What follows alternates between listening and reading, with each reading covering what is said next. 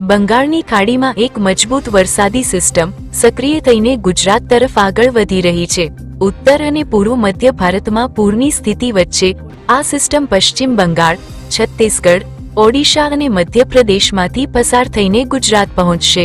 આગામી 48 કલાક બાદથી જ રાજ્યમાં વરસાદનો વધુ એક રાઉન્ડ શરૂ થશે અને ફરી મુશળધાર માહોલ જામશે। હાલ પૂરતો મેઘરાજાએ વિરામ લીધો છે, પરંતુ 30 જુલાઈથી લઈને 4 ઓગસ્ટ સુધી ધોધમાર વરસાદ પડવાનું હવામાન વિભાગે એલર્ટ આપ્યું છે। હવામાન વિભાગે અનેક જિલ્લાઓમાં રેડ એલર્ટ આપ્યું છે, જેમાં અમદાવાદ અને ગાંધીનગર સહિત અન્ય જિલ્લામાં ભારેથી અતિ ભારે વરસાદ જોવા મળી શકે છે। મધ્યપ્રદેશની સરહદને અડી આવેલા જિલ્લાઓમાં સૌથી પ્રચંડ પ્રહાર જોવા મળી શકે છે, જેમાં દાહોદ, છોટાઉદેપુરનો સમાવેશ થાય છે।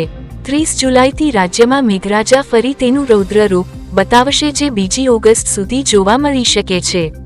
30 જુલાઈએ દક્ષિણ ગુજરાતમાં ધોધમારના એંધાણ છે। નર્મદા, તાપી, ડાંગમાં ઓરેન્જ એલર્ટ જાહેર કરાયું છે, એટલે 5થી 10 ઇંચ વરસાદ એકસામટો ખાબકી શકે છે। સુરત, ભરૂચ, નવસારીમાં પણ ભારેની શક્યતાએ યલો એલર્ટ અપાયું છે।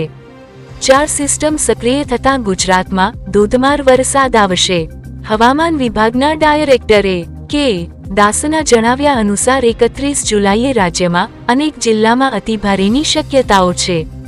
છોટાઉદેપુર, નર્મદામાં અતિભારેની શક્યતાએ રેડ એલર્ટ છે।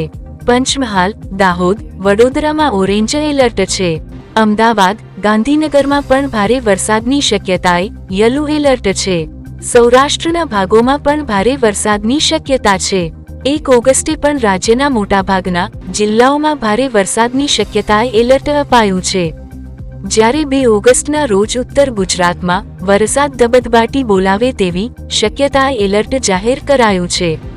શરૂઆતમાં વરસાદ ખેંચાયા બાદ જુલાઈમાં ધોધમાર વરસાદ ખાબક્યો છે। હાલ રાજ્યમાં સામાન્ય કરતાં 8% વધુ વરસાદ વરસ્યો છે।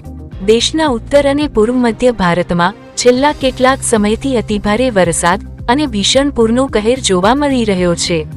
આ વિસ્તારોમાં વરસાદના કારણે સર્જાયેલી વિનાશકારી પરિસ્થિતિમાં માનવ સર્જિત અને કુદરતી આફતોનો સામનો કરવામાં સંસાધનો ઓછા પડી રહ્યા છે।